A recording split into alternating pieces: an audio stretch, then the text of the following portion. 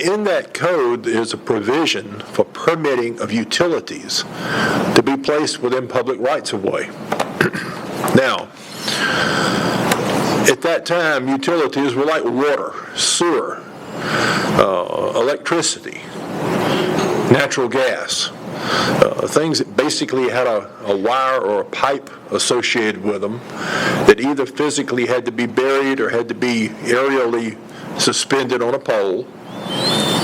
And there was a process. Of course, the Transportation Code divides the state highways and roads into three systems.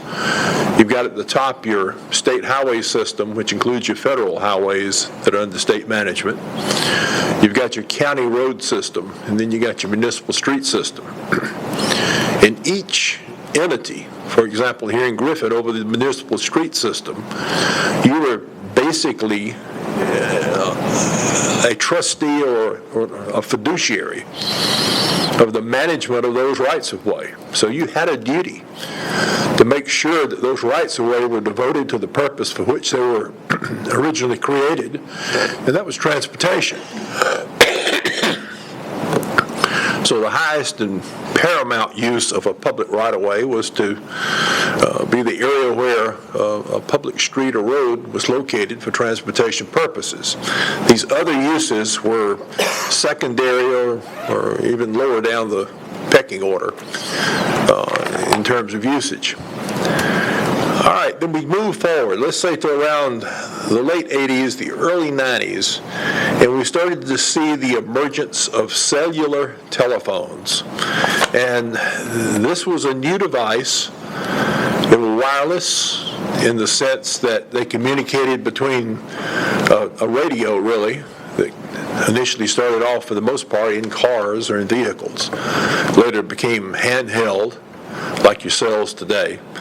And they sent a signal over a radio signal to an antenna that both sent and received signals that was mounted on a tower, on the traditional towers. So we went through a period of regulation from the mid-90s, most of which was under federal law, acts of Congress, dealing with communication towers and telecommunications, tower sightings, and the expansion of the telecommunications industry as such. Now, let's move forward to today. Up to about 3 years ago, everything was operating off these towers for the most part. You would have a few antennas located maybe somewhere on a building perhaps, but not on a traditional tower. But as the technology has evolved, the need to place small antennas and multiple small antennas, there are going to be far more antennas, there are going to be far more devices that utilize those antennas, including autonomous vehicles and various other forms of technology. And they have to be placed close basically to our roadways in order to function correctly or function properly.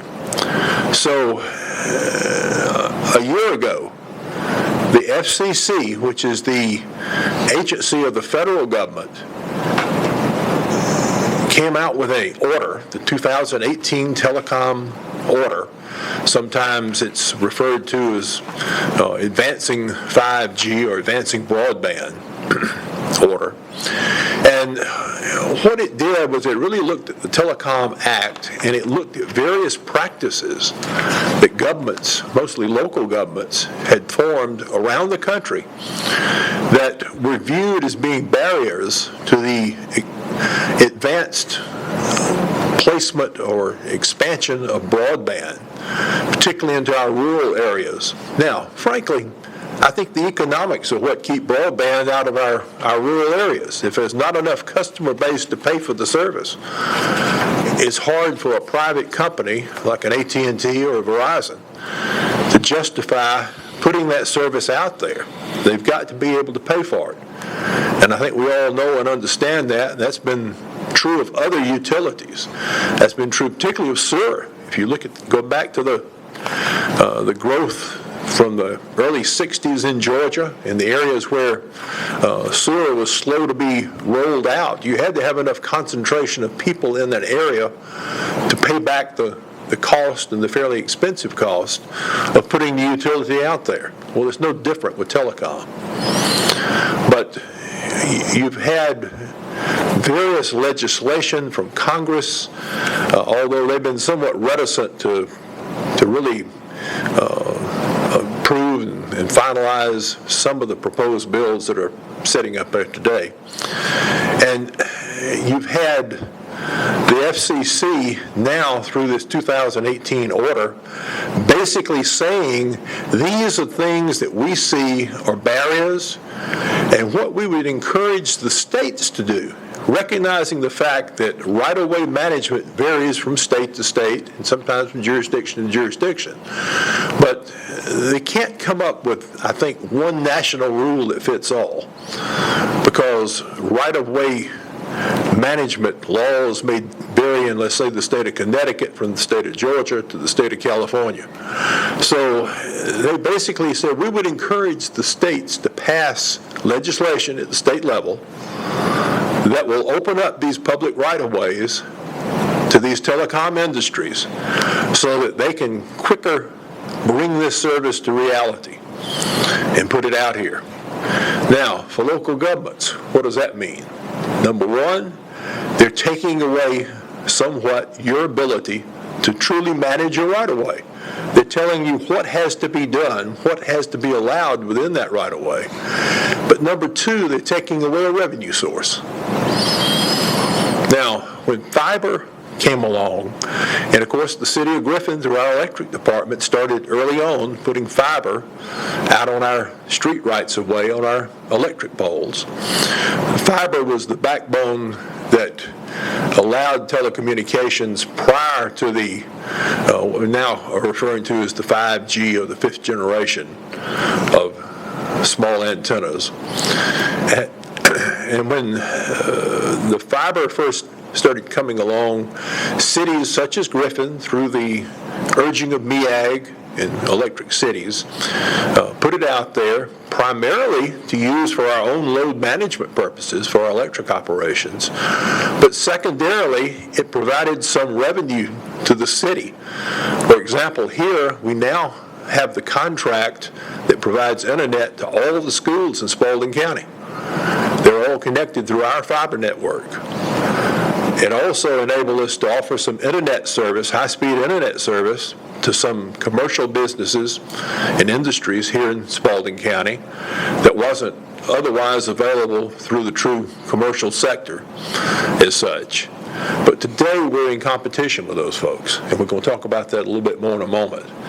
But what really happened with that FCC order, it wasn't a federal law as such. It's just an administrative order issued by an agency of the federal government. But it kind of set the terms of the playing field, or the parameters. The legislature started meeting last year. General Assembly was meeting with the telecom industries, primarily AT&T and Verizon. They met with GMA, they met with ACCG, and collectively they came up with a bill which became known this year as Senate Bill 66. Now, what's it do? Well, number one, it says if you're a telecom service provider, you have the right to put your small antenna and other related infrastructure into public rights-of-way throughout this state. And number two, it sets a cap on what the local government can charge for that service. And that cap is really far lower than where we were with fiber. With fiber, traditionally, most local governments were following the example of DOT, which started charging for the stringing of fiber within its right-of-way or burying of fiber, $5,000 per linear mile. That's a pretty good return on an annual basis for their occupancy of your right-of-way. That number has now been reduced to $40 per facility. It may be in some cases a telecom provider may only have a handful of facilities, So that $40 per facility is all you're going to see each year. There are also some permitting fees which were set fairly low, generally in the range of about $100 if it's simply a co-locate. Now, in terms of that law, what do I mean by co-locate? Well, if there's an existing pole out there, and it may be a utility pole that you have electric wires on, it may be a decorative pole such as a street lamp. If you look downtown here in the historic district of Griffin, the commercial historic district, we put in these fancy poles that Public Works installed years ago when you did streetscape. And those are all fair game today to put these small antennas on. It could be an installation outside the right-of-way itself on a public building or other tall structure.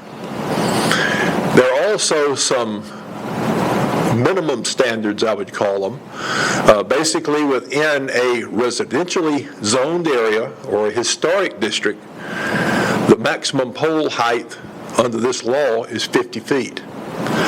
However, outside of those two areas, the maximum pole height can be 10 feet above the highest existing structure within 500 feet of where the telecom company wants to place its small antenna. Now, if you go down Solomon Street, we've got an area that's outside the commercial district for a couple of blocks down here, and we've got some poles that I think MEAG actually put in to serve their substation several years ago that are probably 80-foot poles. So you could have antennas placed on those poles to go up to a height of about 90 feet or higher. So that's, kind of where we're at. All the discretion that you were left as a local governing authority was that you were required by this law to adopt an ordinance which sets the rate, and it can't exceed the maximums. Now, the way we've drafted this proposed ordinance for you is to allow you to charge the maximum. I think you're entitled to that, and I think, telecoms are going to probably expect you to get that. Outside of that, there's very little discretion. There is a permitting process. It's actually spelled out in the law. It's not our permitting process. It's the one that the legislature has given us that we're going to have to follow. One of the things I think, and I've been talking to Jennifer and to Jason at Electric, I've been talking to Chris Walker in Public Works. One of the things we need to do is inventory what's in our right-of-ways today. If there are poles, we need to know the height of those poles. I think we're going to find on the electric side that we've got a lot of 40, 45-foot electric poles or utility poles that probably are going to have to be replaced. Under the fee structure for applications, basically a co-locate is placing it on an existing pole where you get $100 for the application fee.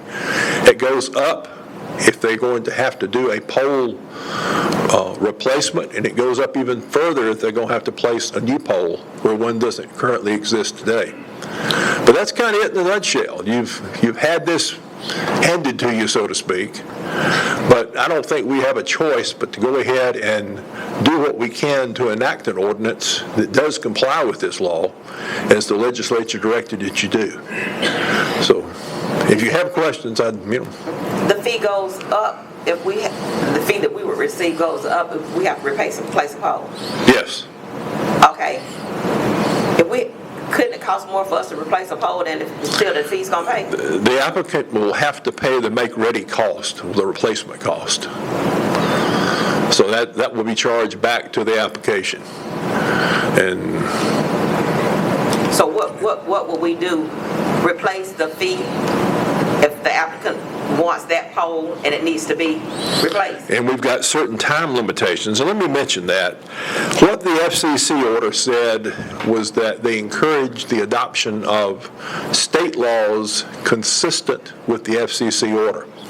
I passed out to you a one-page sheet I put together the other day called FCC Shot Clocks as modified by Georgia SB 66. And what a shot clock is, it's really a time limitation within which the FCC expected you to act on an application. Otherwise, the FCC would deem that to have been granted because you failed to object with a reasonable objection to an application. So if you don't act in a timely manner, they say, well, we assume that you've approved it, and therefore you're going to issue them a permit. The state law, as passed, actually lengthened that time period. Most of it was 10 days, in which the FCC order gave you in which to determine if an application was complete. The SB 66 gives you 20 days. Now, how's that going to work in practice? I think the ordinance has to comply with the state law. The state law may at some point be challenged for the inconsistency, but that's up to whoever wants to, bring that challenge. But I think right now we're governed by the state law, and that's what we're trying to comply with. And you're saying the GMA agreed with the... Yes, ma'am. The other thing in the shot clock is that the time of the shot clock running under the FCC order, if there is a mandatory pre-application procedure in place, they say it starts to run from the time of that mandatory procedure. The SB 66 mandates only for the larger local governments a pre-application meeting at least 30 days prior to the formal filing, which I think would fall under the FCC order, yet the state law failed to make any provision for that. So there are a couple of inconsistencies we know of in the law, but as I say, I think our ordinance has to conform to the law as it was passed, and presumably is going to be valid on that basis. So where is this all headed? I'm not sure. We've already had a informal meeting with New Singular Wireless, which is the AT&T subsidiary. It wants to come in here. They're supposed to be coming back to us, and I expect sometime before the end of the year we're going to see their plans as to where they want to place their equipment. Keep in mind that when you put these small antenna up, the antenna, preferably to the telecoms, goes at the top of the pole. One of the things that we need to do, and do before October 1st, is to designate qualified utility contractors to do the work. I don't think you're staffed at the electric department, certainly not in the public works department, to do this work in-house. We'd have to add crews, and I don't know how often it would come. I think you're better off doing what the law allows, and that's to have a pre-qualified utility contractor. I think we have to have at least 3, but we can go up to 5 on a list, and then the AT&T or Verizon or whoever can come in and pick off that list to have that contract to do the work. But somebody's going to be working in the electric area of the pole, which is very dangerous. Either we have to kill the power to the pole during the time the work's being done, or you have to have somebody who's trained to work around that high voltage during that process. And I think it's the only way we're going to accomplish it within the time frame that we've been handed, is to do that. I have a question. So, what was in my brain that just went away? If a pole, all the available space is already occupied, do we find ourselves in a situation with multiple poles in one location, or how is, because if Singular comes in and then somebody else, and they all want the same spot, and there's no longer any space available, then what do we do? Well, there's several ways it could be handled. I don't think you're going to want to put multiple poles side by side. Right. I think from the aesthetic standpoint, and we're very limited as to what we can do based upon aesthetics outside of a historic area itself. Mm-hmm. But I think from that standpoint, you're probably going to look at a pole replacement going to a taller pole.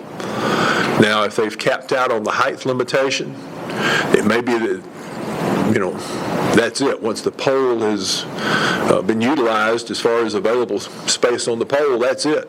Nobody else goes on that pole. Mm-hmm. But it may be that AT&T or New Singular goes on one pole, and then the next pole down may be another 50 or 60 feet, and you may find Verizon on that pole. Okay. Hopefully, and I think the intent of the state law was not to put in any new poles if you didn't have to, not to replace any poles if you didn't have to. Could this in any way interfere with our broadband? Well, that's the last thing I wanted to talk about. And we're already starting to get some feedback. In this new law, it says the authority, that would be the city in this case, so the city in the exercise of its administrative and regulation of the management of the right-of-way shall be competitively neutral and non-discriminatory with regard to other users of the right-of-way.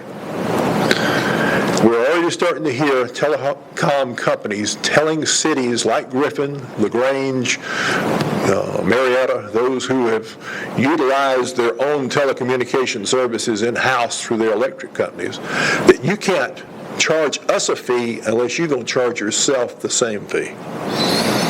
You've got to be non-discriminatory. I mentioned this to Kenny. We've discussed it some. We talked to Jack Poland about it. You may well see in the next budget our IT department having to budget for a fee to be paid over probably to the electric department. And that may in turn work its way back through the interfund transfers that come back into general fund. But still, I think we may have to set that up.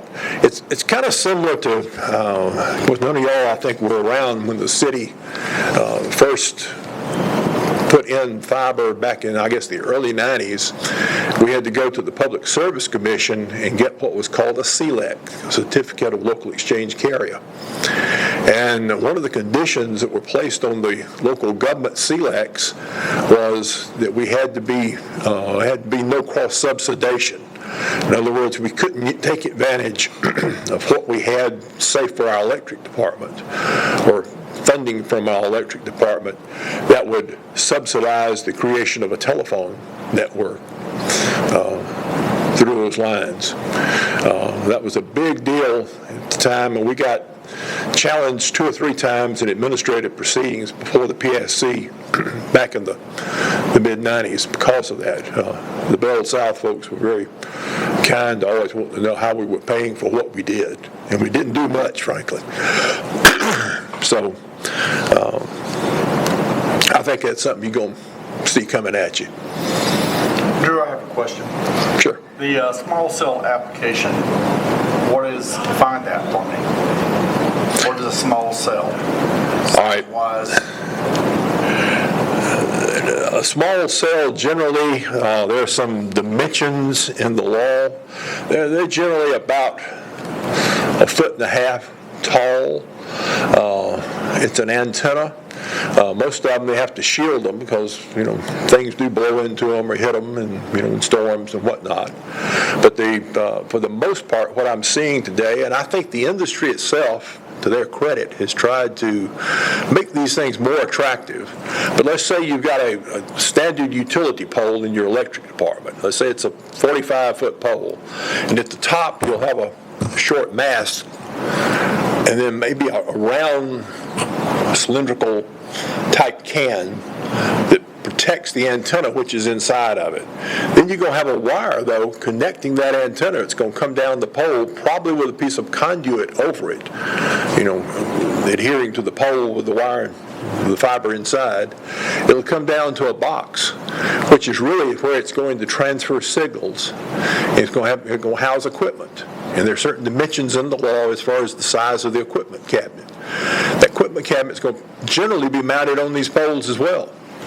It looks a little bit like what you see out here at the intersection that DOT put in for traffic control signal boxes years ago. Not quite that large. But then there also has to be a power supply. So below that box, you're going to have some type of either hookup directly to the electrical system or a battery backup, type system. I've got some pictures upstairs in my office if you want to come up and take a look at them. But I think we're going to want to try to, when we permit these installations, to try to make them as attractive as possible. There's not a whole lot we can do to force them, but I think the companies will work with us, frankly, pretty well in this area. We are meeting with Verizon on the 5th of September. They they in fact were here at your last meeting the other night. The representative didn't make his presence known until afterwards, but he came up and introduced himself to me and Kenny and Jessica, and wanted to set up that meeting. So, I'm not sure where we're going to wind up. I think technology, of course, has always outpaced the law and regulation. I think this area is going to continue. I frankly don't understand why we haven't done more with maybe satellite technology. You do have satellite phones today, although I guess you can't put up enough satellites. If anything kind of blows your mind, is to look at the forecast of how many devices will need this 5G service. And we're talking about just a few short years up the road, generally about 3 to 5 years. And it goes up into the millions, where you think there are a lot of cell phones out there today, but there are going to be a whole lot more coming. Any more questions? Yeah, David. Excuse me. LaGrange, Marietta, the other towns you mentioned, has there been any talk about them coming together and having talks about how they're going to handle this thing as a group, where we got more bargaining power, maybe? There's been no formal meetings as such with these other cities that I'm aware of.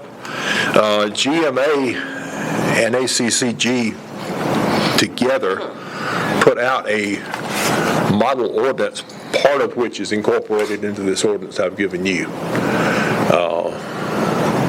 I think we've modified a couple things. Jeff Todd, city attorney over in LaGrange, and I have talked about it somewhat between ourselves. Their big thing is what to do about charging themselves over there. They're very much, they offer residential internet and telephone service. And they're in LaGrange. They're probably as aggressive as anybody. Marietta is probably right behind them. But I don't know what that's going to mean for the future of the city itself as a telecom provider. We're the small fish out in the big sea right now. And I don't know if we're going to be able to do much going forward. Jack and I have talked about that. If we had acted 10 years ago, maybe we'd be in a different position. But I was much more hopeful 2 and 3 years ago than I am probably today as far as what may develop. I think you're going to see the giants in the industry, the AT&T and Verizon, come in and hit it hard and be everywhere as quickly as they can. The forecast, I think AT&T contends that they actually have some very limited 5G service in the city of Atlanta today, up in the Buckhead area. However, they don't have the equipment to operate it off of. The telephones themselves are still 4G phones. Those that will work on a 5G network are basically enhanced 4G, as I understand it. They're not true 5G. So I think the timeline probably was too aggressive and has been pushed back now to probably more like 5 years realistically before you see this, fully take import. What impact have any studies been started or talked about as to what is it going to do to the next fiscal budget for the city? Not that I'm aware of. I don't. We have not at this point. Okay, and that's when we got to be ready in October. Is that right? Well, we probably won't see any implications in the budget till next fiscal year. Yeah. Okay. Thank you. This is on the agenda tonight again. We had some confusion with it last meeting, so we wanted to have this explanation from Drew, and it's back on the agenda tonight. So if you have any questions, now's a good time. Okay, is it on the agenda for tonight? Yes. It's on It the is. agenda for tonight? Yes, ma'am, on the agenda for tonight. Okay, so if we vote and pass it tonight, then it goes into effect. We have a second reading, I think, at the next meeting. So we're going to have still have 2 readings. Yes, ma'am.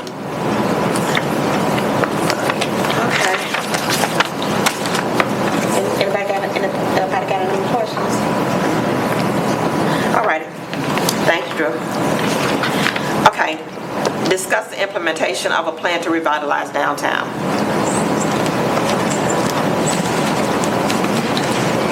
And I apologize for not having who was going to speak on this, but this is actually sort of a group effort, and Mr. Kirk was going to lead it, but he is in jury duty, so I get to lead it. We do have a PowerPoint presentation that I hope you will follow along with us. What we are considering this as a revitalization plan for downtown, and part of this is already underway, and so that's really exciting that this was one of your goals in 2019, and the staff's vision as well, to make downtown, the heart of our community, something that is vibrant, something that creates a high quality of life for those that visit, those that live here, those that are just here in our downtown, maybe working as well. So we think that so far for 2019, we're off to a great start. We have, if Ms. Teresa will go to the next slide, we've had tons of events already this year, thanks to Mr. K and his group. We started our second Saturday events in April with Spring into Art. In May, we had Made in Griffin. June was our June Jam Beach Party. July was the All-American Summer and Car Show. And then just a couple weeks ago, we had Teacher Appreciation downtown. And in September, we will have Griffin Game Day. So we'll be highlighting football and a pub crawl. So we've also had concert series this summer, almost every Saturday, that Downtown Council has really done a great job implementing and handling for us, again with the help of Mr. K. And so we're already excited at what is happening downtown. But again, that's not where we want to stop. What we have realized in some of the comments that we have received is that we still have a lot of work to do on some stuff that I think we're just comfortable with and familiar with, and so we don't even notice. So our 2019 goals, Ms. Teresa, if you'll go to the next slide. The commissioner's goals that we established back in January were, of course, blight, trash, litter, junk, and some of the downtown revitalization also will have a direct impact on that goal. Number 2 is substandard housing, which those two have been there for quite some time. Number 3 was a vibrant downtown, and with that, the transfer of money from our TAD district that's specific to downtown into the DDA to be able to provide some funding programs, which we'll discuss a little bit further. And then also to implement the pay plan, which we've already done. So we think that for y'all's goals for 2019, we've done a good job so far, but we want to continue with that vibrant downtown, and this is what we are suggesting to you all and want to make you aware of before we really start that process. We believe that our keys to success here are to create a sense of community. This isn't something that the staff or the commission can even come up to a business owner or a property owner and say, this is what you're going to do. We have to have a reason, and they have to believe that this is a community endeavor, and so we have to establish that vision with the community, not just us, and we have to create some goals that are clear that they can understand so they know what we're doing and why we're doing it. We want to have some strong public-private funding and partnerships as well. This is not something that just the government can do. If our business owners and our property owners aren't willing to do that, then this is going to fail from the beginning. So we have to make them understand that this is something that the community is doing as a whole, but yet we still want to maintain our small town feel. That's what most people love about Griffin. A lot of people that have recently moved here from Atlanta or other surrounding communities have come here because they love still that we have a small town charm. So we certainly want to keep that as well. And we already have a lot of assets here, established assets that we don't believe we're utilizing to the best of our ability. I think that shows from last week with our open house and ribbon cutting with Historic City Hall. We had a jewel here for several years that we did not utilize, and that is a great kickoff to show what we have, and that when we build on those, we can really prosper in the future. So why do we want to do this? Downtowns provide community identity. They nurture a sense of belonging. They contain a critical mass of activity, or at least they should.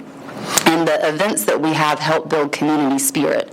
So right now, if you look around downtown, what is our identity? On a second Saturday, it's pretty exciting, it's pretty fun, everybody's out having a good time, the restaurants are full, the bars are full, the shops are full, we have shop owners that are staying open later because they see the activity that's happening downtown. But if you walk around on a Tuesday morning, what is our identity at that point?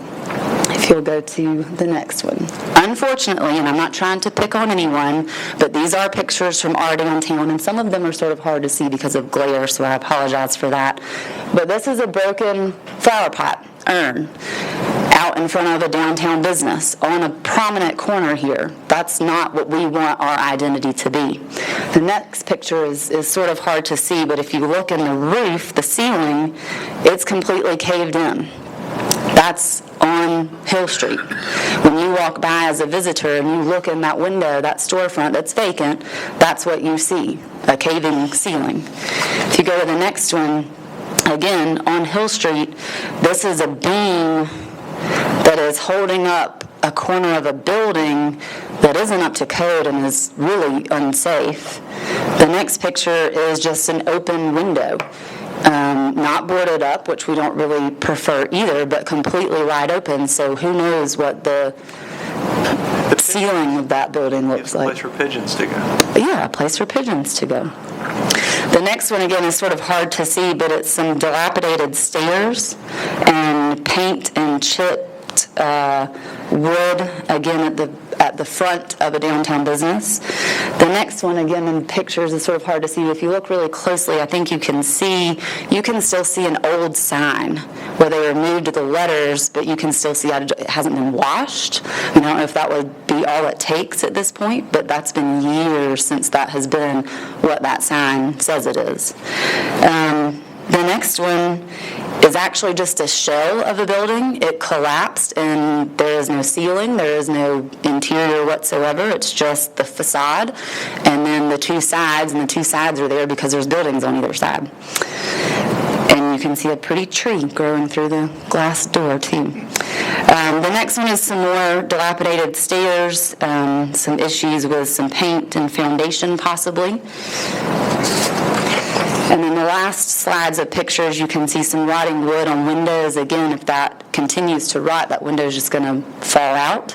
And then the last one is of the place where the ceiling was caving in. That's what's on the floor. So when you walk by on Hill Street on Saturday and you're shopping downtown, if you look next to you, that's what you see. That's not the identity that we want for our community. I don't think that's what y'all want, and I don't think our business owners and property owners, if they thought about it in that way, would want that reflection on them either. So where do we start? It seems sort of like an overwhelming problem at this point, but it's really not. We already have a lot of tools in place to use. We just have to educate at this point.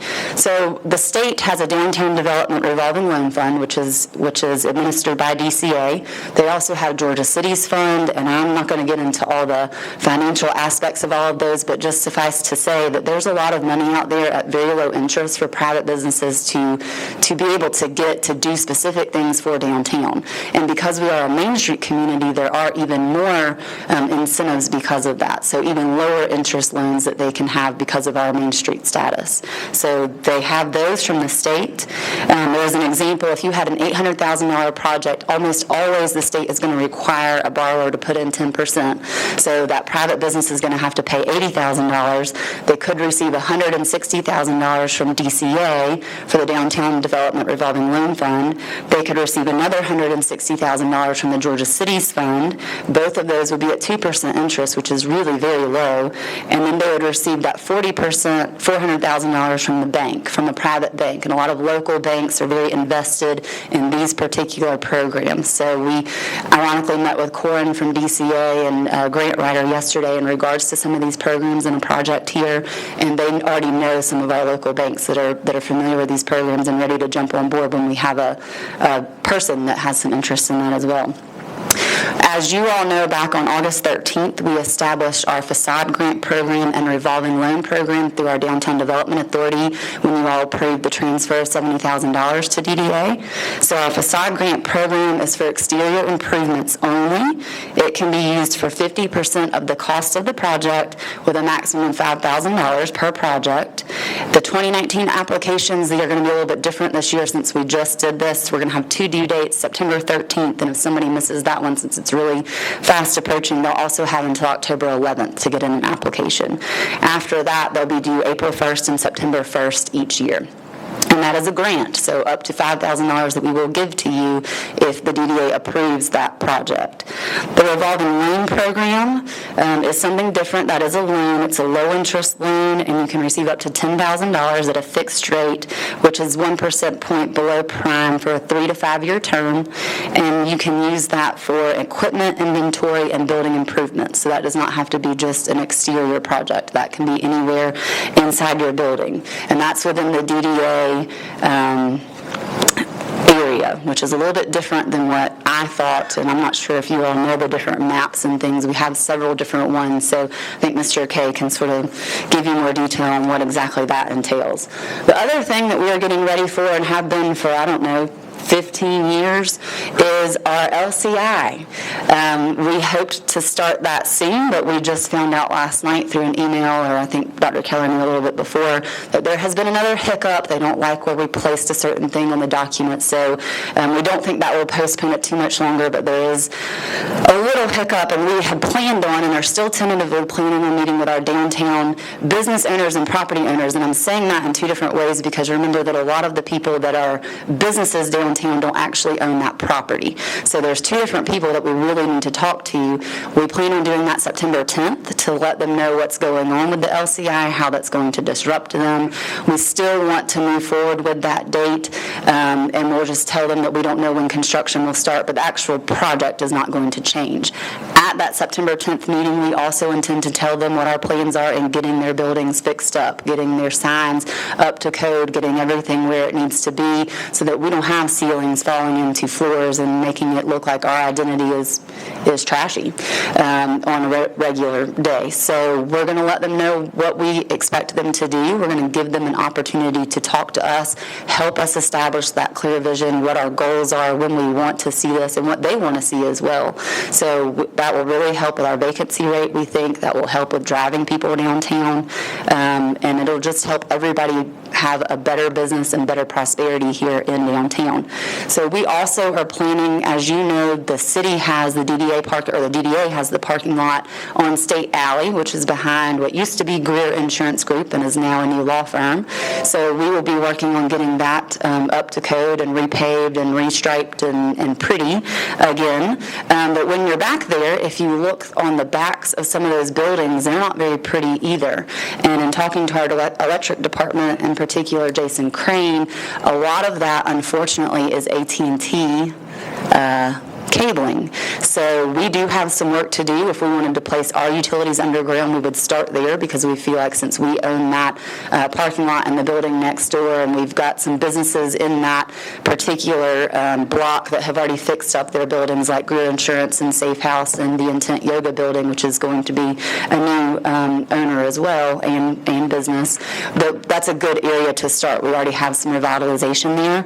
That alone, just to put our stuff underground, is $120,000. It is not a cheap endeavor, but we do think it will make a good bit of difference if we can get AT&T on board. So Mr. Crane is here. He's been talking with them, as I'm sure you've seen on the news. They're on strike, so he's having a hard time with that right now.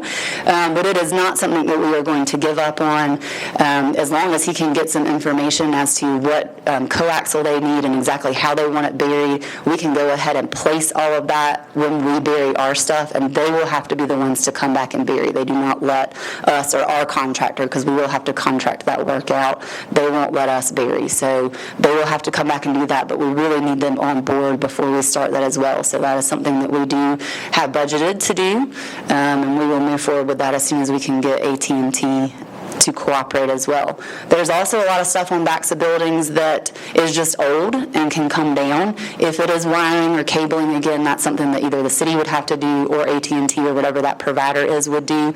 But there's things like downspouts and trees and all kinds of other things on backs of buildings that just need to be removed, and that is not up to code, and so we will be asking through compliance to get those removed if they aren't used anymore, and I think that's really going to make a huge difference in what we're going to do. We're not really asking you all to give us any codes, give us any tools as to enforce because we have them. We have our statement and standard codes that we've adopted by DCA. We have our unfit buildings and structures code. We've adopted the Spalding County Board of Health rules and regulations. We have a general cleanliness code. We also have in our historic preservation district certificates of appropriateness that deals with all kinds of things in regards to signage or trim work or paint color that some people don't follow. So we will be using those that we already have in place, as well as our sign ordinance, as well as our parking ordinance. I don't know if you've looked around, but a lot of people just have decided this is an empty spot, even though it's not a marked parking spot, I'll still park here. So there's going to be some things that we make sure they understand, and then we'll make sure that they come into compliance with for the betterment of everybody here.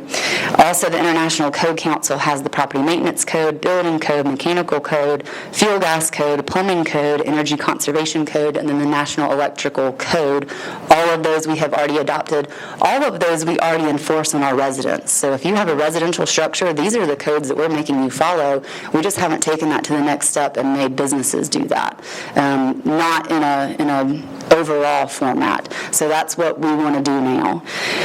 What can it be? What's highlighted up here is State Alley and that DDA parking lot, as well as the cycle shop. And if you go to the next slide, Ms. Teresa, the pictures are somewhat small. I hope you can see them better on your screen. These are some of the things Mr. Miller has worked with Mr. Walker. That's why all these people are here, in case you have particular questions to them. But this has been a huge group project to show some of the things that we're interested in. Just as simple as maybe painting a street or letting some kids paint a street would change how an alley looks. And we're not talking about Hill Street. We're not talking about Solomon Street. We're talking about some of these alleys that really can be public thoroughfares that will utilize parking that we already have back there, that will show people that there are other buildings that have remained empty in some of these alleys that could be used for purposes that right now are just storage. So if you brighten up these spaces, if you use them more for public good, then some of the stuff that's happening back there now is going to go away. And that's our goal as well. So if you slip to the next one as well, you'll see some cornhole boards. I'm really excited about this. We already have a spot that the DDA parking lot sort of behind Mr. Holbrook's place. There's a grassy area and then a walk through to Broad Street that would be a perfect spot for some cement cornhole boards. You put those out there, they're permanent fixtures, and if you want to walk by and play cornhole while you have your Go Cup walking around downtown, you could do that. We're also, Mr. Walker and Mr. Miller, are looking at golf holes throughout town, and we're not sure exactly how this would work yet. What we would like is to have private businesses sponsor a hole, maybe start with a 9. So you go get your club and your ball from Slices. They give you the club. They've got sort of an industrial golf hole behind them in our parking lot that you use, you keep score, and you go around town like that. You have to return the ball and the club to Slices to get your ID back or something along those lines. So there's a lot of interesting things going through our heads right now, and we wanted to let you know where we were. But again, I cannot reiterate enough that this is a community thing. If the downtown businesses and downtown property owners aren't willing to say, yes, this is something that the city of Griffin needs to take that next step to revitalize this community and make this downtown vibrant, not on just a second Saturday, but on a day where I want to walk down on Tuesday and see what I see, then it won't work. So we need y'all's support. We wanted to let you know that we do want to meet with them in September, give them 60 to 90 days to do what it is that they want to do, let them apply for this money that we now have for them, see what kind of incentive they're going to take on their own, and then work with them to say, here's the next steps we all have to take or it's not going to work. So that is where we are, and we hope that y'all are looking forward to what this will become shortly. I have a question. Yes, ma'am. First, great presentation. Thank you. And the effort is very obvious. My question is, in terms of the enforcement of the code, is this going to be something similar to when we made the changes about the automotive shops? We hope not. Well, I guess my question is where there is a definitive date by which these things need to come into compliance, or are we going to take some other route to getting compliant? I think this is a huge enough project where we would not be comfortable saying by December 1st, all of this has to be done. It's so overwhelmingly large, and I didn't mention this and should have.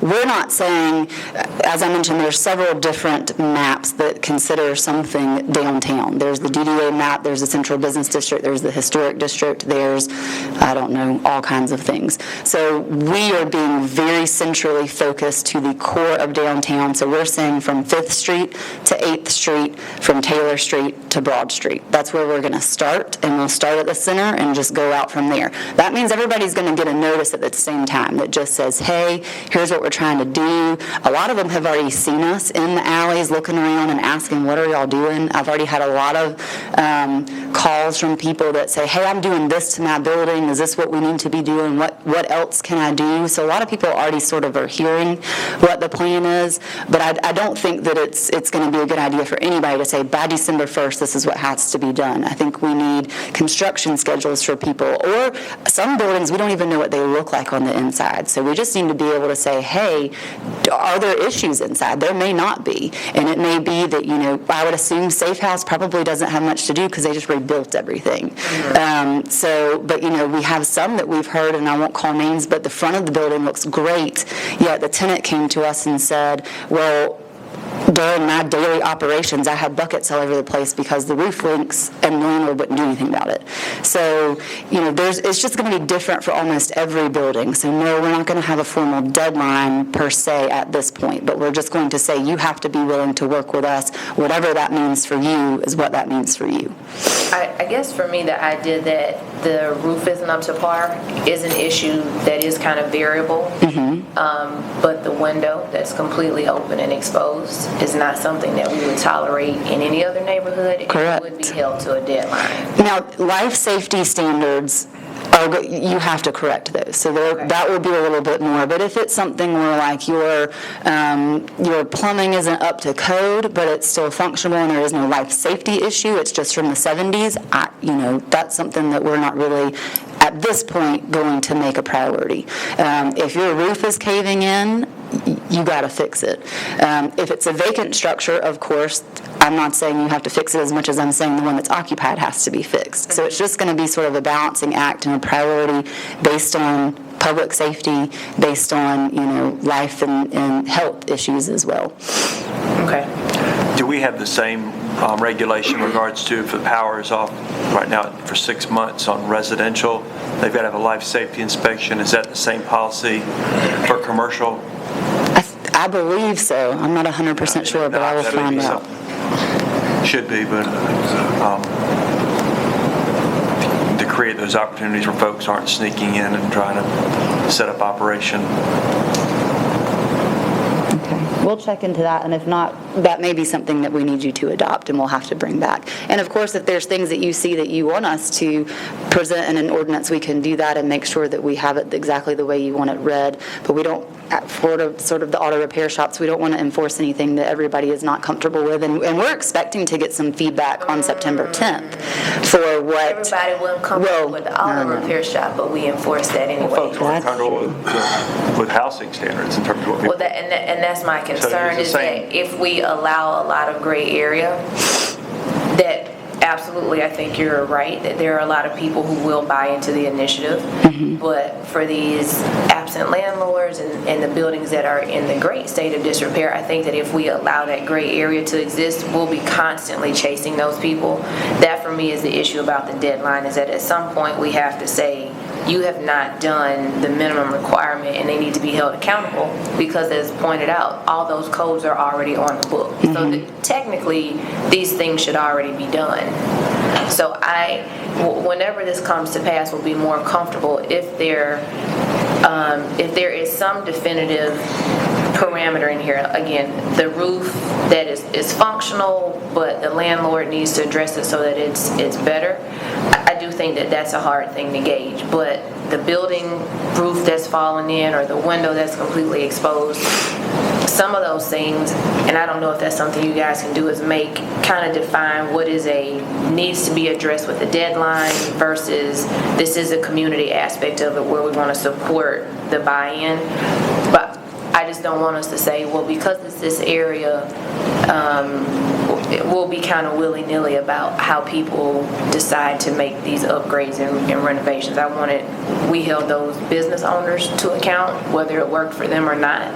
It did not work for a lot of them, and we didn't balk at the fact that it doesn't work for you, so you got to deal with it. If we expect our downtown to move and progress as we want it to, we need to hold these people accountable as well. And I think at this point, what we want to do to make sure everybody is on the same page is meet with them on September 10th.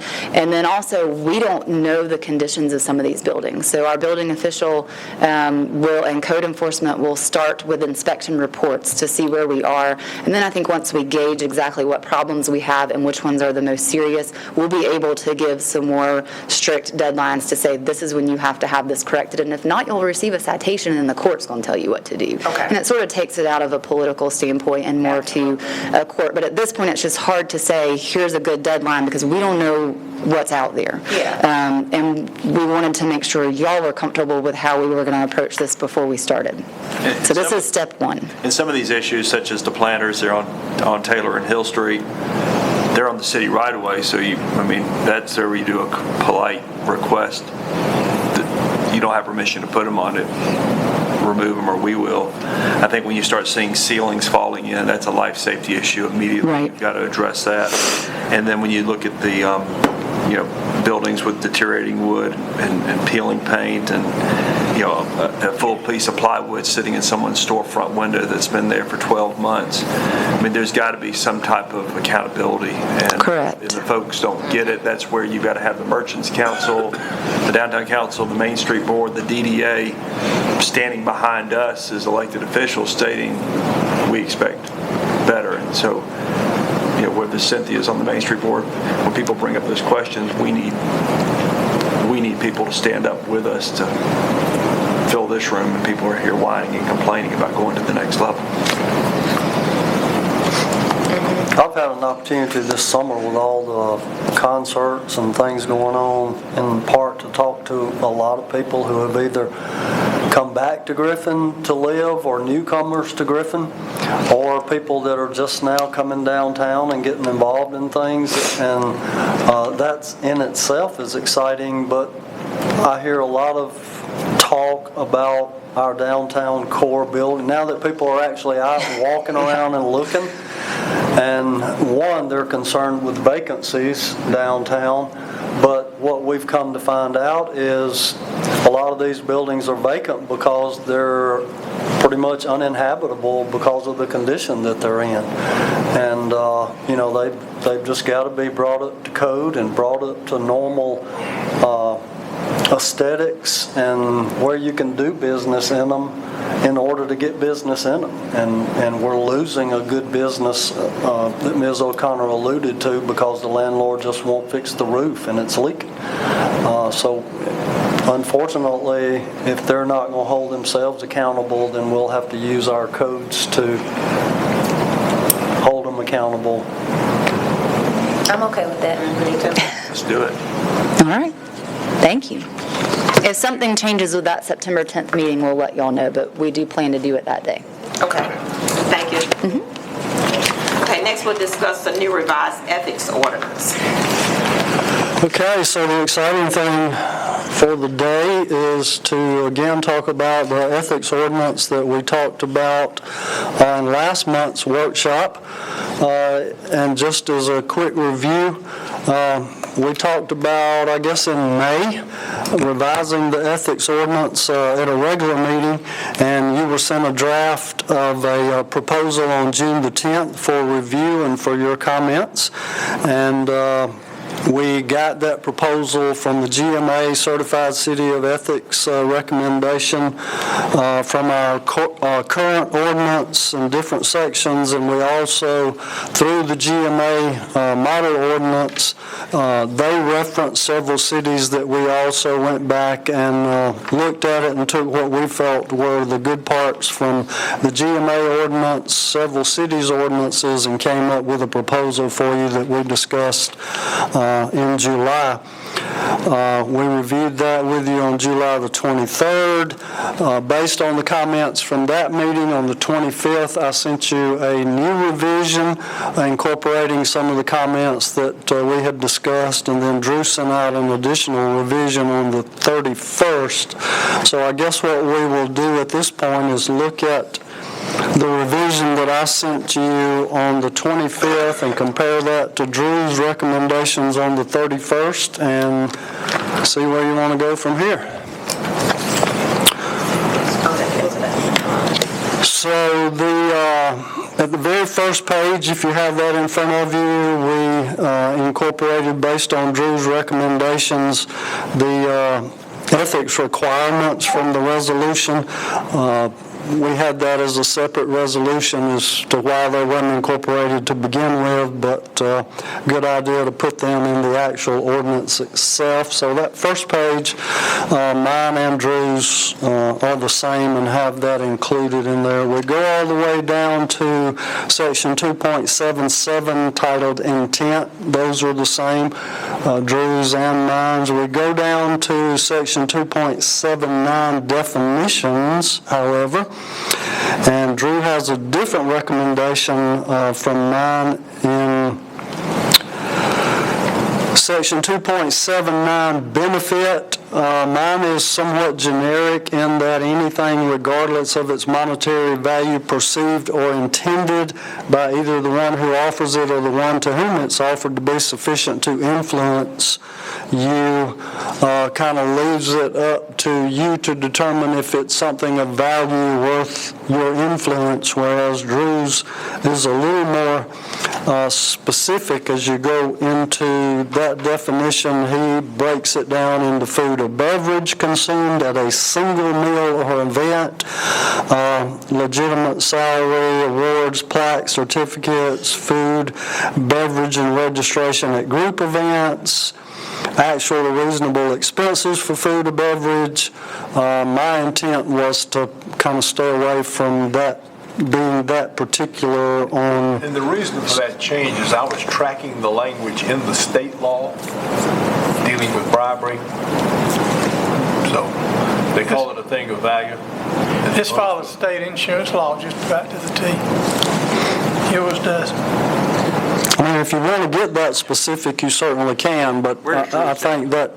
I don't see that in the 2.2 or 2-77 intent. Where's Drew's language? It's 2.79 definitions. Part A. So which Okay, part? the black text is Drew's recommendation. Or is this all just Kenny's recommendation? I mean, I don't see Drew in 2.79 2.7. on mine Hey. starts out as benefit shall mean. Right. Yes. On Drew's, it starts out a thing of value shall mean. Oh, that's that doc. We're not looking at that. We don't have that document on ours. screen. You should have both versions on your agenda item.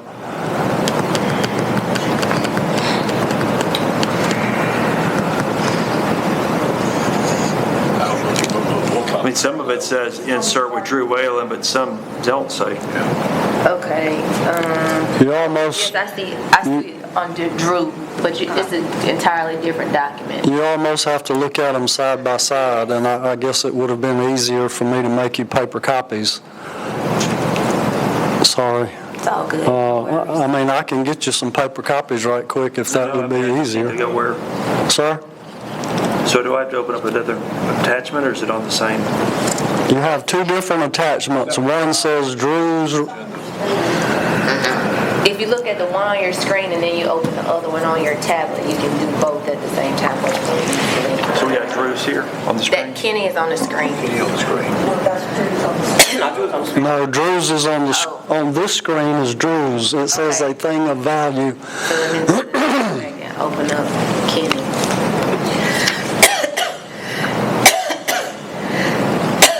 And yours started with benefit, right? At 7, yes, okay.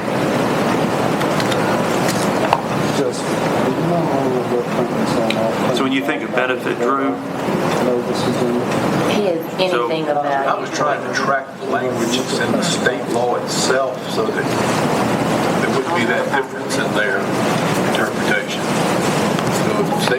as a thing of value, is defined as this, that's what I put through. I think benefit may be a little broader. I mean, my intent was to be broad, not setting a defined food, beverage, whatever, but anything that you think is going to sway your opinion in a matter is a benefit, right? If it's not something of value enough to sway your opinion, The both of them kind of. that's somewhat discretion on your side. You're trying to get to a situation where you're looking at conduct that exceeds the standard of what it is ethical to do. And just because something sways your opinion may be perfectly legitimate. I guess that's my question. What if somebody brings us donuts? Well, then you're looking at Drew's version. Right, so if someone brings you, we get gifts at Christmas time. Yeah. Consultants, it could be a little clock, it could be a thermostat. My version is if that doesn't sway your opinion, if you don't see that as a benefit enough to sway your opinion, then it's not unethical. Drew's version is outlining those things in more particular. A hospitality suite for shrimp and cocktails at GMA or get taken out to dinner, you could look at that as a benefit. Or if you get offered free rounds of golf, or if you get taken to... Okay, hold on. Let's just say you get a free round of golf from a consultant. In your version, that falls under what? How is that defined? If we get a free round of golf from a consultant? Anything, regardless of its monetary value, perceived or intended by either the person who gave it to you or by you, to be sufficient in value to influence you in the performance or non-performance of an official action. So in your version, only if we feel like it has influenced us or someone Right. else. Okay, in your If you version, go to an ethics board, that's But you're not going to bringing the ethics charge against yourself. right. There's somebody out there who, maybe for purely political reasons, wants to cause you some heartburn and some pain, and they Right. file an ethics complaint. So do you want it more objective, where you know what you did is acceptable, or do you want it broader so that there's that I'll worry about that when the time comes. I think what Ken is saying, I think, because basically, to me, what you're saying, Drew, is that's going to treat us just like little kindergartners. We got to be always worried about if... No, I feel like that's what Kenny's version says, is that anything is open to it. That's what I'm trying to understand. Kenny says anything you get that someone could deem as a benefit, whether us or an outside party, could be considered. No, either you or the person giving it to you sees it as a way to influence you. monetary. Use Right, that so word. So let's say Andy Pippin, who works for y'all know Andy Pippin works for GMC. He takes us to play golf all the time. Mm-hmm. We don't do business with him. Right, that's what I'm saying. So would that influence me in a decision? Well, 3 years from now, if they bid to do business with us, is that going to influence me or not? It's open for some interpretation. It's open for some. I'll let them explain it to me, because every time somebody give me a definition, y'all pipe in, and now I can just let them define the language for me so I can understand, because there's obviously two different intents in the language. And I just want to be... In my intent, it's open for interpretation as to whether you as an elected official feel like that swayed you. Was your intent to take that golf outing to help Andy get a contract sometime later, and was Andy's intent to persuade you to give him a contract, or were y'all just going and play golf? Okay. Now, if you outline it in particular and you say, okay, it wasn't one of these things 1 through 10, so I'm good, Gotcha. even though it could have swayed you or Andy thought he was swaying you. And I say Andy Pippin hypothetically, Right. because he likes to play golf. But someone's got a zoning variance, so they take you to lunch, and so you let them buy you lunch versus, I'll take care of my own lunch, don't worry about it. I mean, so it's, You're gonna have to put a dollar amount on that. so if you take them to the corner cafe versus, Yeah, if it's $8 at Corner Cafe, or is it $23 at J. Henry? So when you start putting specifics in there, Right. you have specifics. I mean, how much of a meal is enough to sway you? Going to McDonald's,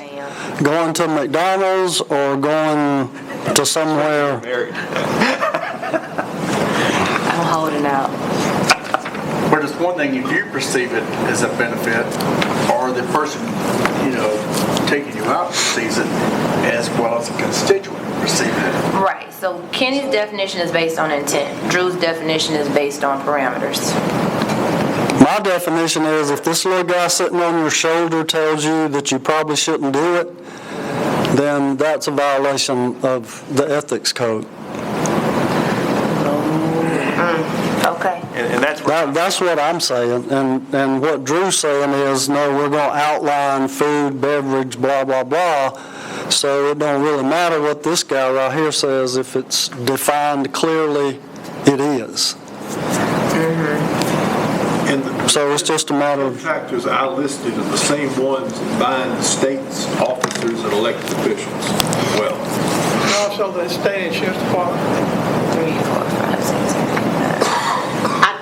I don't think, like, what you're saying, Kenny, anybody would offer us enough stuff for it to mean anything. It ain't like we got a credit card where we can go somewhere and charge up a whole bunch of stuff, or somebody, I'm more comfortable with the one that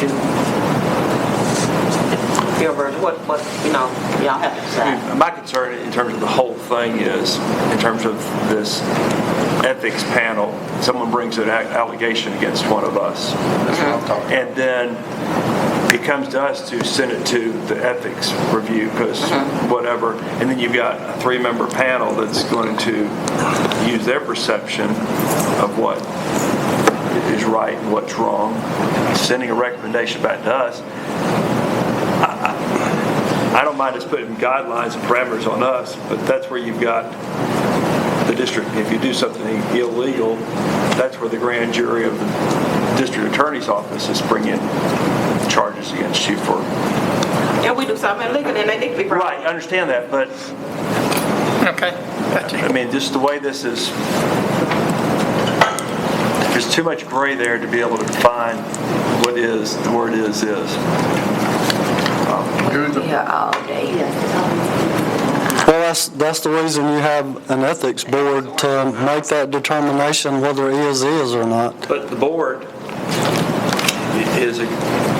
are not legal, are not lawyers, and don't, versus a district attorney's office who calls for a grand jury that has a. Well, the district attorney's office is only going to get involved if there's a violation of law. And this ethics ordinance is not necessarily outlining a law, it's outlining parameters that you as a board feel like you want to conduct yourself.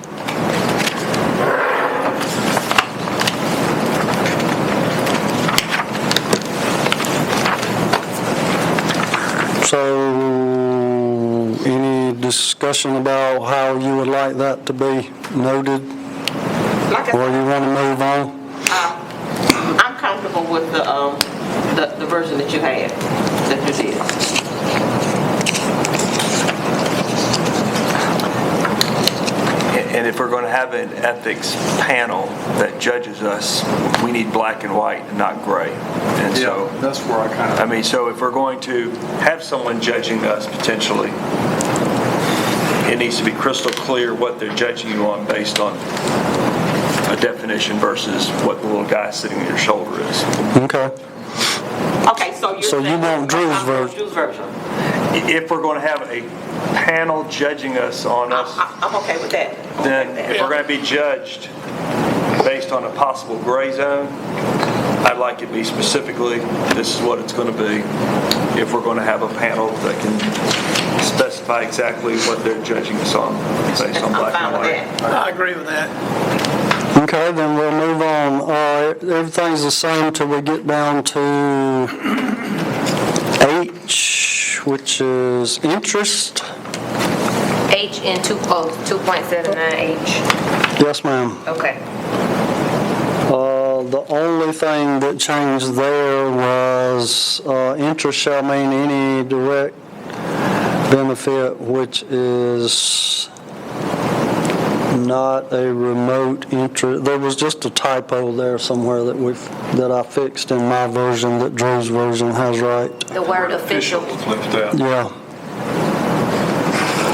So conduct, section 2.80 under conduct, the professional and personal conduct of city officials must be, and Drew changed that to should be, which two different meanings. Yeah, I'm asking for the reasoning of the change in language. Well, I think that's what you strive to do, is to be above reproach, to avoid the appearance of impropriety. But to say you must do it, I think, again, narrowing the scope. I mean, what may be an impropriety to one of you may not be to another. Right. Okay. So you want should or must? I'm still looking for the word. This is in that first line. First line. 2.28, 2.8. Professional and personal conduct of city officials must be above reproach or should be above reproach.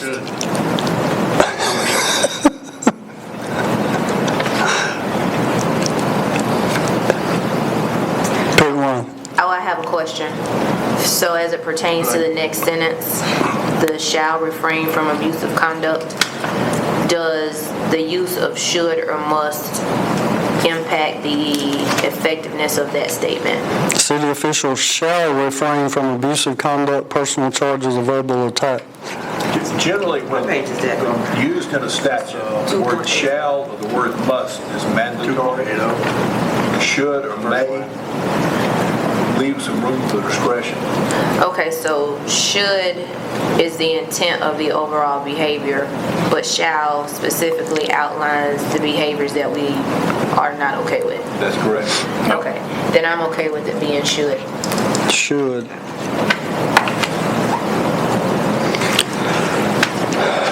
Okay, in accordance, again, there was a typo in section B. City officials shall perform their duties in accordance with applicable law and with the processes established. So Drew added that in there.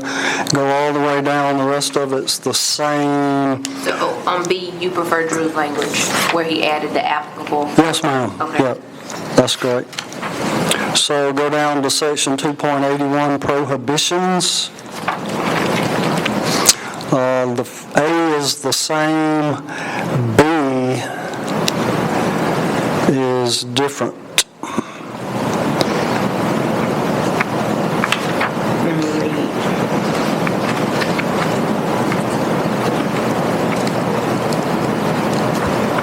Good.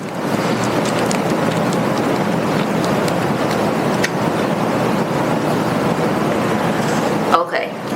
How does that relate to the benefit language? Because it looks like it says the same thing. Yeah, that reverts back to where we were earlier. So is the difference in the two of you's language based on your thought process about the original language attached to the benefit, where yours was very direct and yours was more about intent? Is the language in this? Take out the words benefit, reward, or consideration, put in thing of value. That would fit all right. What you're in essence saying, if you're not legally entitled to receive it, you don't take it. Unless you disclose it. Unless you- And is there a provision in terms of like a disclosure report so that, Yes. other than through the, Keep in But state law also has disclosure requirements, like campaign disclosure. But in regards to like going to a conference and you get this, this, and this, should that be put on a report based on this? That's It's filed with not in there as such. I don't know anybody who does that. I'm just, Okay, we'll go with Section B, Drew's version, and change benefit, reward, or consideration to thing of value. I'm still reading, but okay. If I have more questions, I'll say something. Okay, C on down is the same. We go on down to, I think, P.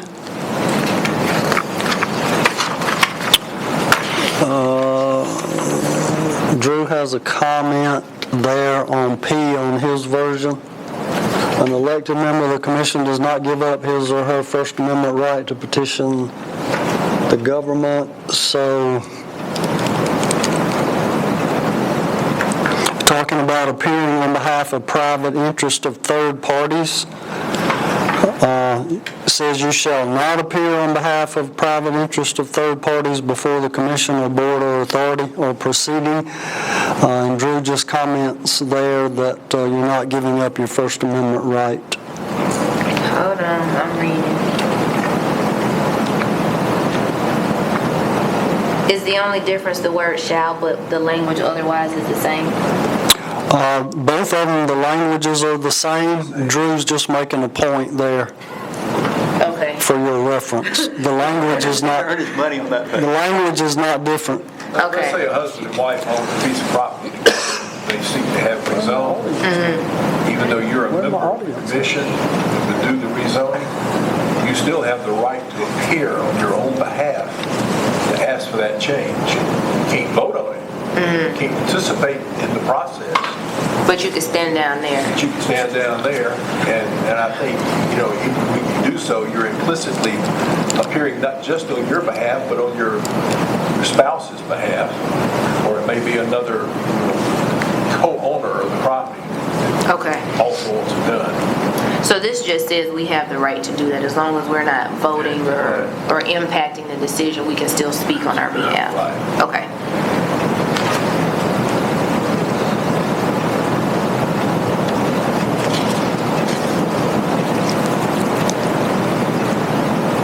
Say that again. As long as we're not voting or influencing the decision, we still have the right to speak on our behalf. Well, Drew says you do under the First Amendment, but Section P says members of commissions shall not appear on behalf of the private persons, third parties before the commission or any board or proceeding. It's like a member of the commission who's an attorney can't represent a client before the commission. Wait, what? If we're an attorney, we can't have a client who's petitioning the board. Right. That would be a conflict. Yeah, we're not, but if we're putting this in place, your replacement might be an attorney one day. But no, okay, so in that case, that's, if it is a spouse, is that a third party? Is a spouse a Technically, it's third a party? third party, yes. But I think you've got a relationship there, where it's just logical that you would, if you're going to speak on your own behalf, you're speaking for your spouse and maybe other immediate family members as well. So, is this saying that it's permissible if your interest in the property is real versus if your interest in the property is financial? Like if you're the attorney and you're getting paid and that's why you're doing it versus you actually own it? The sentence says nobody shall appear on behalf of anybody. It's what the draft ordinance says. Members of the commission shall not appear on behalf of private interest of third parties before the commission or any board Or authority. or any board or authority or proceeding of the city, nor shall members of boards or authority appear before their own bodies on behalf of private interest of third parties. Does that mean we can't go to like the downtown authority the housing authority? Is that any authority, or it doesn't specify if that's, Well, you still should not be appearing before an authority that's created by this body.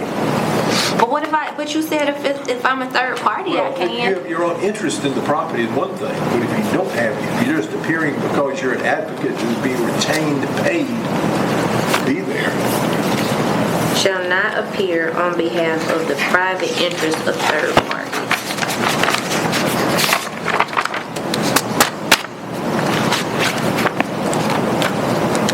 I just gotta put a question mark by that. I need to process that.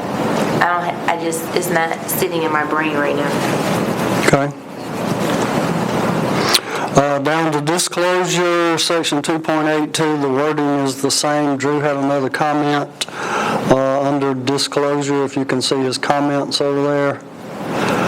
Keep in mind the charter provides for a recusal or abstaining from voting on a matter that counts as, if you abstain or recuse yourself, the charter says that's an affirmative vote, unless you have a conflict of interest, a stated conflict. And that follows Georgia case law. Can I ask you a question back on that number P Cora was looking at? Yes, So hypothetical, I'm a business owner, building owner downtown, and as a member of the downtown council or the Chamber of Commerce, that organization goes to talk to the DDA about buying more property for parking. You there as a member of this board, but also a member of those organizations, does that keep you from, on that, based on P, from being an advocate for what's happening? I would think it'd be wise not to actively advocate in that situation. if it involves private interest of third parties.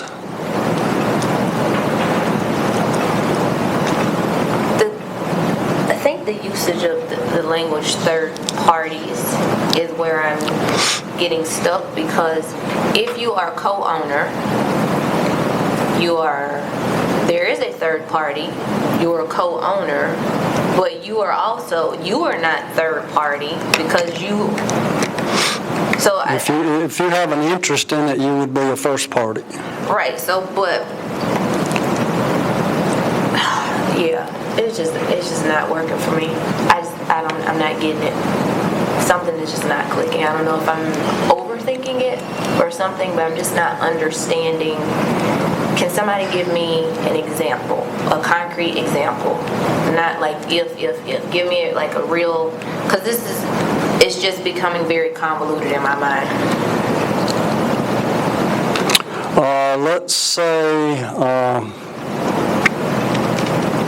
Let's say Brant wants to rezone some property that he owns in the city. You cannot stand before this board and recommend to this board that they rezone Brant's property.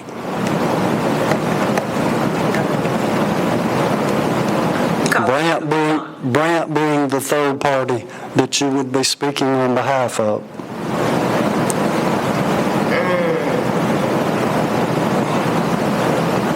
Even if you recuse yourself? Why are you recusing yourself? Because you have some third-party interest in the property. What's your third-party interest? Unless you have a financial interest, unless you own a part of Brant's property or the property next door or adjacent to it, what interest do you have? Other than you just want to help Brant. So, but as a member of the commission, you have the opportunity from here to say that you support the rezoning, but you are not allowed to state outside the scope of your commission duties that you support it. So I couldn't support him as my friend. As a third party. Right. But You wouldn't support him as your friend. You could support the concept of what he's seeking for right. the betterment of the community. So I could agree with the zoning, this is my friend, I could agree with the zoning because it fits the parameters of our comprehensive plan, and I think it's a good idea, but I couldn't speak on behalf just because I know Brent, he's a good guy. Because we have said that before, that, oh, this person, he's a good guy. So that would be an inappropriate statement at that point. I think so. Okay. Keep in mind too, and particularly as we get into this section on disclosure, that under Georgia law, when you're elected to a public office, there is a presumption that you're going to represent your constituency. I mean, we're a Republican form of government, which all your constituents don't get to vote on every issue. But instead, when you vote collectively in their best interest and all. And for that reason, you don't need to create a conflict because you've got that duty, underlying duty to vote. That's why we get down into my comment down here about abstaining or recusing yourself unless you have an actual conflict. And you don't want to just say, well, I'm going to recuse on this. And that's why the charter presumes that if you do just recuse without stating you have an actual conflict, explaining what it is, that your vote counts as an affirmative vote, just like you voted yes. Okay. If you just abstain on something because you can't make up your mind, or you're undecided, or you're confused, then if you abstain for that, which is no reason, then that's an affirmative, unless you have a true conflict. Okay. I'm good. I'm cool with the language. Okay. 2.83, duty to leave meeting is the same. 2.84, Board of Ethics is the same that we talked about earlier. All the way over to 2.84F.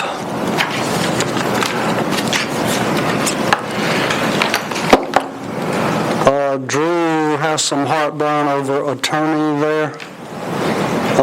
He thinks if the city attorney attends meetings and hearings of the board to ensure that all proceedings are conducted properly, that that's a conflict and puts the city attorney in a bad position. I would say that the majority of the ethics ordinances that I have reviewed have a separate provision for a separate attorney to represent the Board of Ethics. And my point is, he's not representing the Board of Ethics, he's just making sure that what they do follow proper procedure. But still, I think For both parties' benefit. because my duty is such is to the city as a whole and to its elected governing body as a whole. Right. And yet that's putting me into conflict if the ethics charge is brought against Cynthia, for example. You know, I don't want to get into a position where how I rule one way or the other could reflect negatively on the outcome of that proceeding. Okay, that's what I was going to say. So for you, the conflict of interest is if you feel like if she is found guilty of this ethics violation, that you have contributed to the perception of the board. Right. So if it's not you, then who is the person that oversees? We probably need to add a process to how to appoint somebody. It's like we have hearing officers that Kenny has a list he maintains that we need to in a personnel hearing. We bring in an outside hearing officer, or if it's an alcohol revocation hearing, for example, we'll have a special master or hearing officer we can turn to. It's going to cost you a little money. Ooh. We have Commissioner contingency. What is the function of the attorney for the hearing board? Just to ensure that all proceedings are conducted properly and in accordance with applicable law. So they make sure that the board follows this ordinance and any applicable law out there, like open meetings law, any law that may pertain to them, and that they follow this ordinance. So in theory, if there were, the attorney could influence the outcome of the hearing? Only if the hearing was in violation of this ordinance or applicable law. Right. So if the hearing board said, hey, let's talk about this in closed session, the attorney would say, no, this doesn't qualify for closed session, you have to do it in open session. Or if some way they were going outside the process that's outlined in this ordinance, the attorney would just get them back within the realms of this process. It's not giving them advice or swaying an opinion, it's just keeping them in line with the ordinance and applicable law. Okay. I have a problem with it, because hopefully, having an ethics ordinance, and we know what it is, we won't be having to retain attorney. No, he's saying that they have to, period. I'm saying, if we had to, hopefully we won't have a bunch of ethics complaints brought. Yeah, but I'm just saying, what it's saying is if there is a hearing at all, there is an attorney that is involved in it, because they're overseeing the process. If there is a complaint, Okay. of which you have to call this board together for proceedings, then somebody needs to make sure that they're proceeding in accordance with the ordinance and applicable law. Okay, well, I'm cool with it. What's the difference in the language? Attorney versus city attorney? I say the city attorney, and Drew says it needs to be an outside attorney. Which line are we on there? F? F. Whose language actually says city attorney on this page? Yeah, but his notes say different. Okay, I'm cool with it being outside. Perfect. I'll have to find some wording as to see how other places do it with either a special master or something. I mean, this is the way everybody else did it, so that's why it's in there. Drew, the way you changed it, is that in accordance with GMA? I'd have to go back and look at the pair. No, the way it was written originally is in accordance with GMA's recommendation and the other policies that we looked at. Okay. I didn't make that up. We did add in G on both that all proceedings are in accordance with open records, so that's a no-brainer. Section 2.85 is the same. 2.86, receipt of complaint, we have the same discussion there. All complaints under this article against city officials shall be in writing and filed with the city attorney. Both of them say that, however, Drew recommends that be changed to the executive secretary to the city manager. I don't agree with that, so it's kind of up to y'all. Why the request for the change, Drew? I'm just trying to keep the city attorney neutral and out of the process. For you to accept a complaint, I don't think that would really, if we're using another attorney. That's probably more ministerial than anything else. I mean, it's really not a big problem as such. I'm okay. I would prefer for that to stay, Drew, because I feel like you know our policies as well as anyone else, so I'm comfortable with that. And determine whether it's a legitimate complaint. Okay, nearing the end here, everything is the same till we get down to section 2.87, penalties. Back on that receipt of complaint.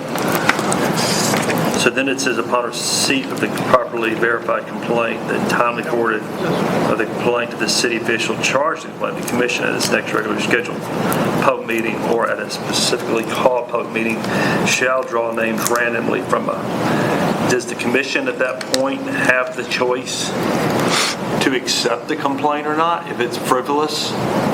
No, the board determines whether it's frivolous or not. Currently, if someone brings a complaint on our current ordinance, does the board look at it and make a determination? There is no board other than... I'm talking about the board of commission. If someone brings a current, No, it just died. Hold on just a second. Upon receipt of a complaint in proper form, the board shall conduct an initial review to determine whether the complaint on its face is unjustified, frivolous, patently unfounded, or fails to state facts sufficient. So the board, where is that at? the next paragraph, Board of what? Board of Ethics. Board of Ethics. That first. Hold on, what? So shouldn't that come before this paragraph, upon receipt of, you draw names out of a hat? In the next paragraph down. Board of Commissioners, because they're saying they can look at this. And remember, we made this change. 286, bottom line of the page. To the ethics board. So really, board Upon needs to receipt say of this is Board complaint of in proper Commissioners is what form. this is talking about. Because they would recommend dismissal to It's the ethics board. 2.86. So we just One add a paragraph, definition. then the next paragraph. If we just say board, that means Board of Commissioners. Otherwise, it would specifically say, Well, we can just say Board of Commissioners. you've got it in there a lot. But it says the board is empowered. Is that the Board of Commissioners is empowered, or is that the That's what I ethics just board? asked. Should be Board of That's Commissioners. Board of Commissioners. So shouldn't the Board of Commissioners have the right? An initial review, upon receipt of a complaint in proper form, the initial review is Board of Commissioners. The board, so it should say the Board of Commissioners shall conduct an initial review. To determine whether the complaint on its face is unjustified. I'll have to go back and look at my notes on So that. I don't the actual know. complaint goes to the city attorney, and then he will send it to the Board of Commissioners. But the way that in the order it's got upon receipt, you go ahead and draw 3 names. Shouldn't it come to the Board of Commissioners for determination if it's warranted to go to the ethics board? So shouldn't this other paragraph? The ethics board would still review to say it is unjustified. We agree Depends on with the this. circumstances of the complaint as to whether or not it looks like you're trying to cover for each other or not, You have your notes or from allow last the week. process to go forward. I think that's what you have to be mindful of. Okay, let me, even before we get there, let me ask you the language of, we use the word proper, properly verified, properly submitted. What is proper meaning? Just that the form on which it's submitted has a date, a name, a signature, and a complaint. The We're just saying that commission the form at is its next accurately regular filled shall out, draw accurately name. and complete, meet the time. Board shall conduct, it just says the board shall conduct an initial review to determine whether the complaint. Okay, so proper just simply means they It may mean the difference between change getting the a complaint that has 3 sentences and one that has 5 sentences. Okay, so upon receipt in proper form, let's see, shall be in writing and filed with the city attorney. Our complaint shall be submitted in time for oath, legally drawn, shall clearly address matters. Upon receipt of a complaint in proper form, do you assist them in creating the proper form? Because it says upon receipt of a complaint in proper form. So is it your duty to, whose duty is it to assist? Whoever files the complaint. Okay, so you would just simply say then this is not proper. Okay. Upon receipt of a complaint in proper form, the city attorney shall forward a copy of the complaint to the city commission and city officials charged in the complaint basically within a week. The So Board of it says Ethics proper, shall conduct an and you initial send a copy review. to the person who's That's what I charged and the originally board had. as a whole. Right. Okay. Upon receipt of the properly verified complaint and timely forwarding of that complaint to the city official charged in the complaint, the commission at the next regularly scheduled public meeting or especially called public meeting shall draw names randomly from the listing. So I guess, Well, like they Doug make was saying, recommendations to the Board of what this says is after you send it to the board and the person charged, the way the language is written in that paragraph, we are at the next meeting supposed to draw names. Right. And there is no provision in here. I think the question is that next paragraph, Should it come before that should it paragraph? come before the commission or should it come before the board of? Okay, I went back to my initial notes, and the second paragraph under 2.86, Upon receipt of complaint. upon receipt of a complaint in proper form, the Board of Ethics shall conduct an initial review to determine whether the complaint on its face is unjustified, frivolous, patently unfounded, and fails to state facts sufficient to invoke the disciplinary jurisdiction of the commissioners. The board is empowered to recommend, so the Board of Ethics is empowered to recommend to the commissioners dismissal in writing complaints that it determines are unjustified, frivolous, unfounded, or fail to state facts. However, a rejection of such complaint by the board shall not deprive either board, even if the Board of Ethics and the Board of Commissioners reject that complaint, then the complaining party still has a right to go to court. Okay, let me ask a question. If you go back to paragraph 1, upon third line down towards the far right side, upon receipt of a complaint in proper form, the city attorney shall forward a copy of the complaint to the city commission and city official or officials charged in the complaint. At what point does it get forwarded to the Board of Ethics? Because there's no language in there that says that. Well, the proper board doesn't exist at that point. Yeah, you don't have a board until the next regular scheduled meeting of the commission, and then when you pick those 3 names, then you impanel a board. Okay, So it would go to them once they're impaneled. Okay, so let's say this.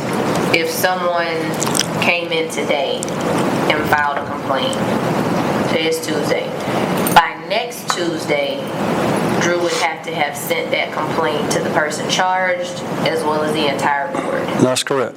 At that point, the commission. Okay, at that point, we either decide next Tuesday to have a specially called meeting to address it immediately, or we have our regular scheduled meeting another Tuesday after that. That's correct. At that meeting, we would draw names so that the complaint could be forwarded to the 3 names that we drew to determine whether or not it is a viable complaint. That's correct. What is the time frame? If we draw those names in 2 weeks, what is the time frame for when that complaint is sent to them? Like, is there language in here for that? There's not language in here for that. It depends on the schedule of getting them together, who they are, where they are, when can y'all meet. There's not a deadline as to when you have to get them together. Can we put something just even broadly, like 60 days or something? Because otherwise, couldn't it just indefinitely be extended? I don't want to say, in 48 hours because it's not Right. realistic, but something that says you won't just have this complaint floating around for 6 months because we can't ever get the people together. Sure. Time is of the essence, Or some process that keeps us from just languishing. Just dragging on. Yeah. 30 days? I'm cool. I mean, if you feel like 30 days, 60, just something that says the person can't keep telling us, hey, I'm busy, I can't come. Because if one of us is charged, I think it's unfair to us to kind of have that held over our head and there's Or no... if those 3 people can't, if one of the 3 that's drawn can't get together, then draw somebody else. Just some provision for where it's Or we could draw an alternate. not going on and on and on. I would think if those 3 people, unless they're world travelers, like I know we have a few of those around here, but they should be able to get together within 30 days. I'm cool with that. And once they're drawn, they eliminate themselves from the pool for the future. That's correct. So that we gotta have, someone else has to be reappointed. Oh, it's a one and done. One and Yep. done. So once you're on Okay. it, you get drawn to hear something, you're out the door. Just tell me where that language is in this. It's in here. I'm no challenge, I was just wondering. I'll have to find it. Okay, I'll look for it. We're gonna have a whole list of people. I know. I hope we don't ever have to do this, but in case we do. Okay, so 30 days for the Board of Ethics to convene from the time that they receive the complaint. Within 30 days. Okay, I'll just add a paragraph in between those 2 that says, has that wording in it. Okay. Chorus is in 2.84A. 2.84A, A, selected members of the board shall serve until the complaint is... 2.84A, appointment. 2.8. Next to the last sentence, the selected members of the board shall serve until the complaint is resolved, at which time the selected member shall no longer be in the pool of 7. The mayor and commissioners who originally designated the departing member shall designate their replacement. Okay. Thank you. Perfect. Thank you. So we go on down, any other questions in 2.86? The wording is the same on both of them until we get down to 2.87.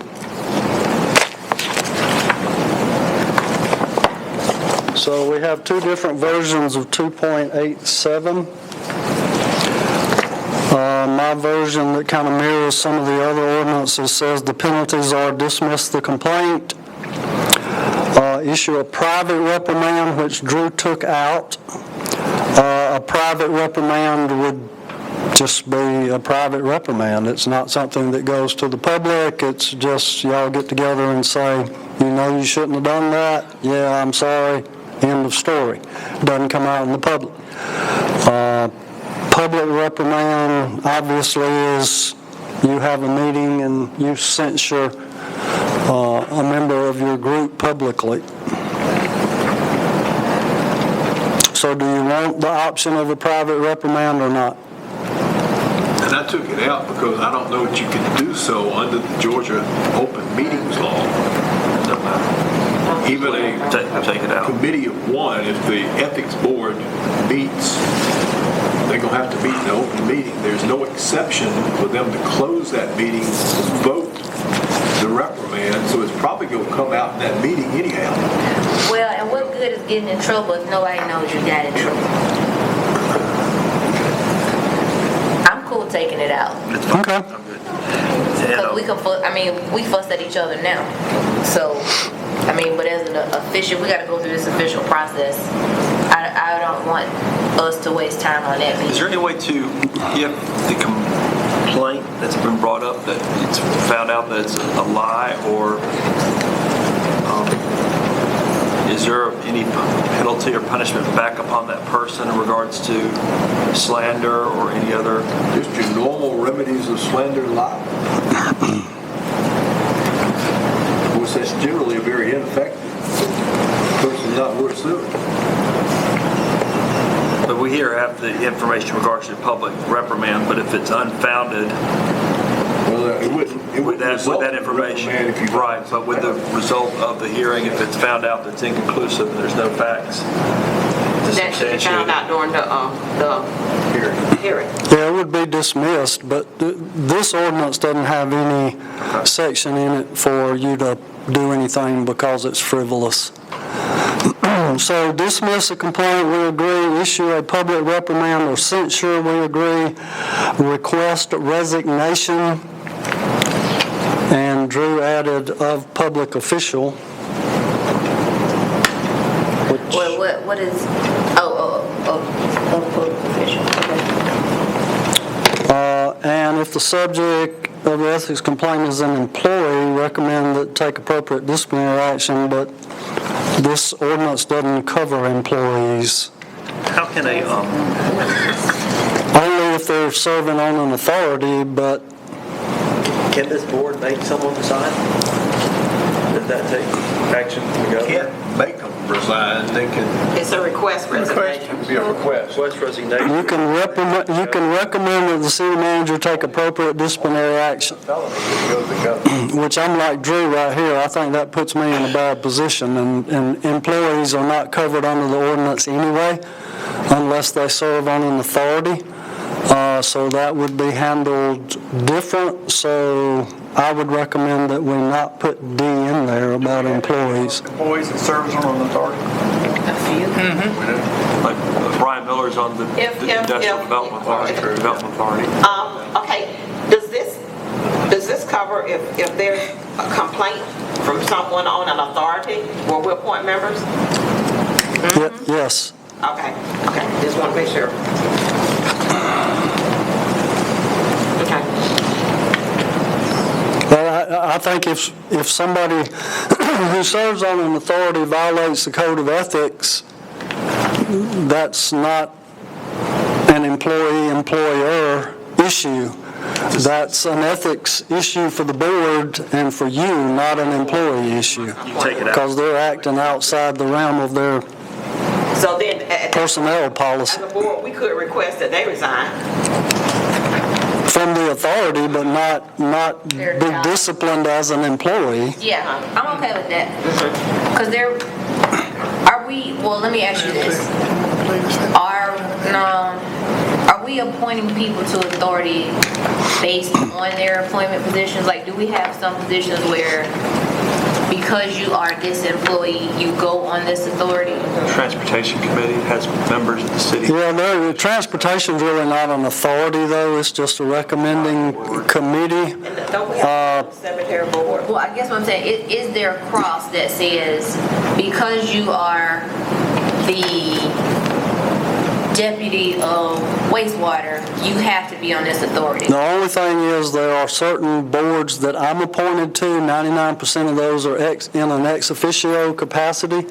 Those that are not ex officio is basically, they're not true authorities. I don't want this to be employee-based, because if they do something on the board, I'm sure there is some provision in their employee handbook that if we feel like it would have violated, that they would have violated in the employee handbook. That just adds another dimension to this. So I'm comfortable taking out the employee part.